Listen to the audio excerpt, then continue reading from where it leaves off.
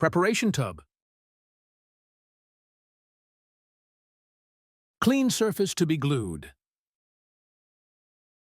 Attaching the corner extension. Attach the butyl corner extension to the edge of the tub.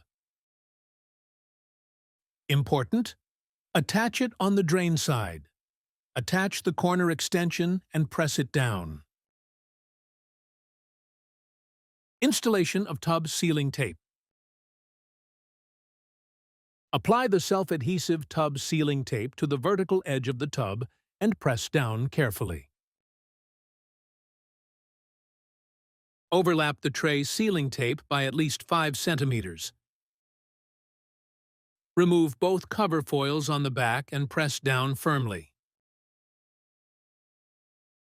Cut vertically into the slightly opened cover film. The stretchable tub sealing tape ensures an optimal connection in the wall-to-wall area. Be careful to cut into the drain side.